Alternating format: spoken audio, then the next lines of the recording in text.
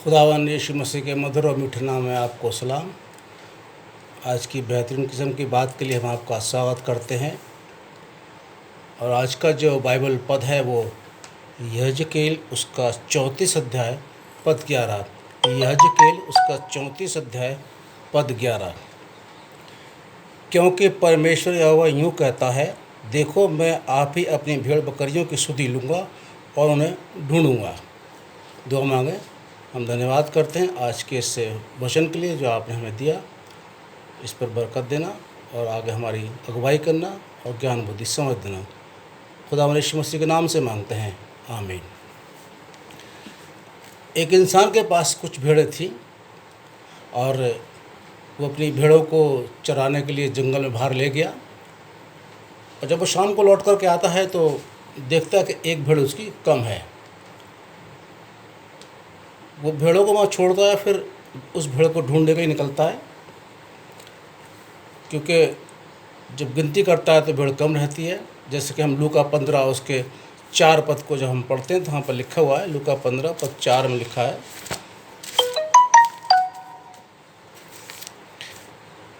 तुम में से कौन है जिसकी 100 भेड़ हों और उनमें से एक खो जाए तो 99 को जंगल में छोड़कर उस खोई भेड़ को जब तक मिल ना जाए खोजता न रहे।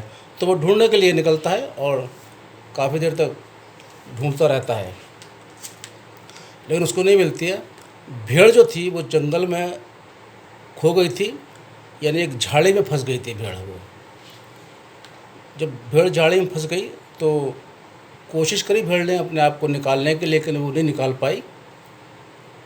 तो इतने में एक इंसान आता है और उस भेड़ से कहता है कि देखो भेड़, तुम ऐसा करो, अपने आगे के पैरों से झाड़ी को हटाओ, और जब तुम झाड़ी को हटाओगी तो तुम फिर निकल आओगी। खैर भेड़ ने कोशिश करी झाड़ी से निकलने के लिए, लेकिन वो नहीं निकल पाई। उसके बाद में फिर दूसरा व्यक्ति आता है और दूसरा व्यक्ति कहता है कि तुम ऐसा करो भेड़, अपने पैरों को, आगे वाले पैरों को ऊपर से उठाओ तो तुम निकल आओगी। भेड़ कोशिश करती है लेकिन वो नहीं निकल पाती है। फिर एक तीसरा व्यक्ति आता है और तीसरा व्यक्ति कहता है कि तुम अपने जो पीछे के पैर हैं उसको उठाओ, उससे तुम निकल आओगे। भेड़ कोशिश करती है लेकिन वो नहीं निकल पाती। यानी पहले वाले ने भी बता दिया आगे से उठा लो, पीछे दूसरे वाले ने बता दिया सींग से उठा लो, और तीसरे वाले ने बता दिया कि पीछे के पैरों से उठा लो, लेकिन भेड़ कोशिश करने के बावजूद भी अपने आप को नहीं निकल पाई। फिर चौथा व्यक्ति आता है, उसने कोई ज्ञान नहीं बांटा और उसने सीधा वो क्या किया, झाड़ी में चला गया और झाड़ी में जाकर के झाड़ियों को उसने हटाया। हटाने के बाद उसने उस भेड़ को बाहर निकाला। जब वो झाड़ी पे गया था, झाड़ी हटा रहा था, तो वो जख्मी भी हो गया था क्योंकि झाड़ियाँ उसके शरीर में लग गई थी।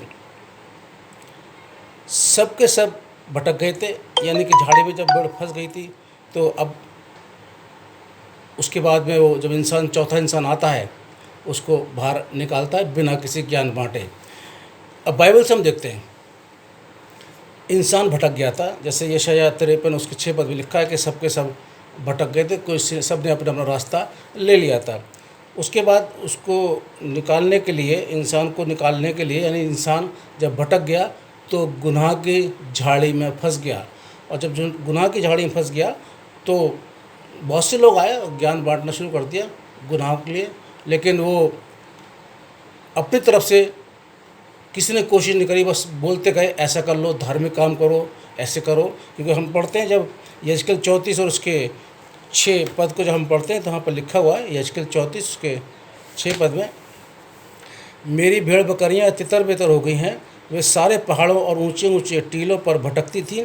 मेरी भेड़ बकरियाँ सारी पृथ्वी के ऊपर तितर बितर हुई और ना तो कोई उनकी सुधि लेता था, ना कोई उनको ढूंढता था। और ऐसे ही हम यूहन्ना उसका 10 अध्याय पद 18 में पद 8 में लिखा हुआ है, यूहन्ना 10 पद 8 में लिखा हुआ है, मुझसे पहले जितने लोग आए उन्होंने सब चोर और डाकू थे। मैं पढ़ रहा हूँ आपके सामने यूहन्ना 10 पद 18, सॉरी यूहन्ना 10 पद 8, जितने मुझसे पहले आए वे सब चोर और डाकू हैं, परंतु भेड़ों ने उनकी ना सुनी। यानी पहले आए लोग बाग, जब गुनाह में इंसान फंस गया तो खुद निकालने की कोशिश नहीं करी बल्कि रास्ता बताना शुरू कर दिया। लेकिन चौथा व्यक्ति, ये चौथे व्यक्ति है खुदावंद यीशु मसीह। ये आए, इन्होंने अपनी जान दी और दे करके हमारे को गुनाह की झाड़ी से बाहर निकाल। हालांकि ये ज़ख्मी हो गए थे, जैसे यशाया 53 और पद 5 में लिखते हैं कि वो घायल भी हो गया, हमारे अपराधों के लिए मारा गया, कूटा गया और घायल भी हो गया। ये इंसानों को गुनाह की झाड़ी से निकालने के लिए आए थे। जैसे कि मत्ती 18 पद 11 को पढ़ते हैं। मत्ती 18 पद 11 को मैं आपके सामने पढ़ रहा हूँ। मत्ती 18 पद 11, क्योंकि मनुष्य का पुत्र खोए हुओं को बचाने आया है। यानी खुदा यीशु मसीह ने कोई ज्ञान नहीं बांटा, किसी को कुछ नहीं बताया, वो सीधे उन्होंने सब इंसानों के गुनाहों को अपने ऊपर ले करके अपनी जान दी और अपने लहू के द्वारा हमारे को बचा लिया। यजकेल 34 और उसके 11 पद को जब मेरा पढ़ते हैं तो वहाँ पर लिखा हुआ है, क्योंकि परमेश्वर यहोवा यूँ कहता है, देखो मैं आप ही अपनी भेड़ बकरियों की सुधि लूँगा और उन्हें ढूंढूंगा। यानी खुदा यीशु मसीह ने खुद आकर के गुनाह से फंसी झाड़ियों को, जो गुनाह में फंसी हुई थी हम लोग इंसान झाड़ी वाले गुनाह में, उनको उन्होंने बाहर निकाला और सबको उस गुनाह से आज़ाद किया। हमें यीशु खून के द्वारा आज़ादी मिली है। जैसे हम इब्रानियों 9 और उसका 22 पद पढ़ते हैं। इब्रानियों 9 और 22 में लिखा हुआ है, मैं सब आपके सामने पढ़ रहा हूँ। और बिना लहू बहाए पापों की क्षमा नहीं। इसी तरीके से पहला यूहन्ना उसका पहला अध्याय पद 7 में लिखा हुआ है, यीशु का लहू हमें सब पापों से शुद्ध करता है। यानी हम गुनाह की जाड़ी में फंसे हुए थे, खुदा यीशु मसीह आए इस संसार के अंदर और उन्हें जख्मी होकर के हमारे गुनाह की झाड़ियों को हटाया, यानी हमारे गुनाह अपने पर लिए और हमें गुनाह से आज़ाद किया। हम आज़ाद हो गए, हम दोबारा गुनाह न करें। खुदा हमको बड़ी बरकत दे। ये आज क्या बेहतरीन किस्म की बात थी, इसके लिए आपको बहुत बरकत मिले। आइए हम दुआ करें। खुदा में आज का जो कलाम था वो हमने बोल दिया। हम चाहते कि बढ़े, लेकिन इसमें हमारी मर्ज़ी नहीं बल्कि आपकी मर्ज़ी पूरी हो। और जितनों ने आज का कलाम सुना उन सबको आप बहुत बड़ी बरकत देना। खुदा अपने यीशु मसीह के नाम से मांगते हैं, आमीन। आइए हमारे बाप, आप जो आसमान में हैं, आपका नाम पाक माना जाए, आपकी बादशाहत आए, आपकी मर्ज़ी से आसमान में पूरी होती है, ज़मीन पर भी हो।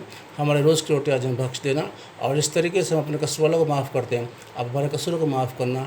आप हमारी आज़माइश में न पड़ने देना बल्कि बुराई से बचाना, क्योंकि बादशाह कुदरत और जलाल हमेशा आपका है, आमीन। हमारे खुदा यीशु मसीह का फसल खुदा बाप की मोहब्बत, पाक की फ़क़ात शराकत अब से लेकर सब विश्वासियों के साथ और जितनों ने आज का ये वचन सुना है उन सब के साथ हमेशा तक बने रहे, आमीन। खुदा आप सबको बहुत बड़ी बरकत दे और खुदा ने अगर ज़िंदगी दी तो अगली बार हम फिर मिलेंगे। तब तक के लिए खुदा हाफिज़।